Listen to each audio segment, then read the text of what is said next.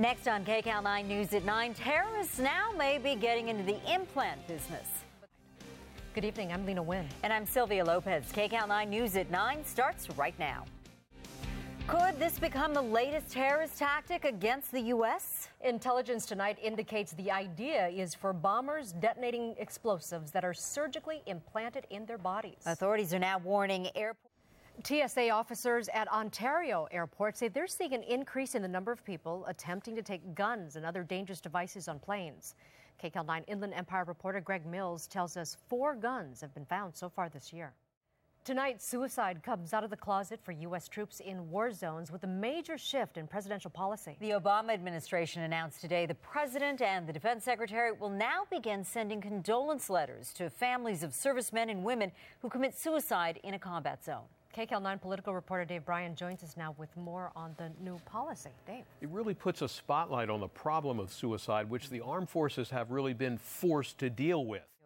A federal appeals court has ordered military officials to immediately cease enforcing a ban on openly gay members of the military. The Judiciary panel of the Ninth Circuit said that the Don't Ask, Don't Tell policy must be lifted after the Obama administration concluded that it was unconstitutional to treat gay Americans differently. Pentagon officials say they will comply with the court order. Well, California could become the first state to teach about gays and lesbians in public schools.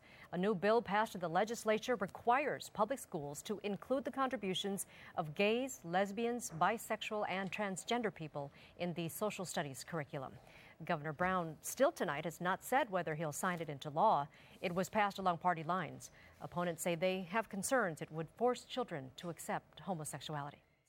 Well, our flash flood watch is expired at the top of the hour, but let's check in with Evelyn Taft for a first look at the weather and see if there are any changes out there. Evelyn. Still no sign of 7 missing sport fishermen whose boat capsized off Mexico. The search will enter its 4th day tomorrow. KCAL9's Sharon Chin spoke to relatives who are not giving up hope. And that was Sharon Chin reporting. Most of the victims were from Northern California. Officials continue to expand the search area, which had previously been centered near the port of San Felipe.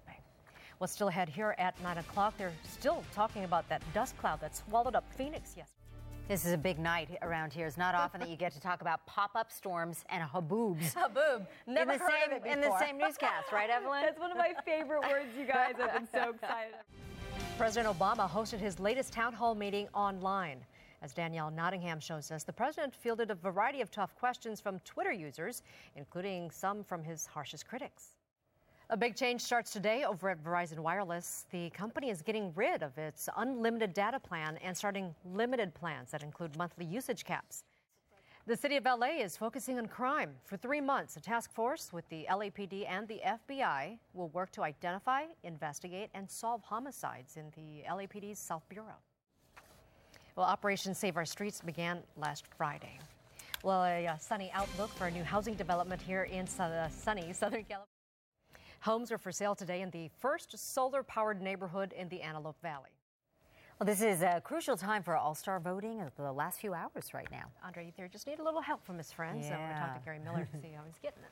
Well, it's something to boost your Dodger spirit this year. There hasn't been a whole lot to any of the pros. This guy could easily be winning hundreds of thousands on tour. He's coming back to UCLA, probably gain more honors. Ah, that's nice. Yeah. All right. Thanks, Gary. Well, we have been promising this story all night.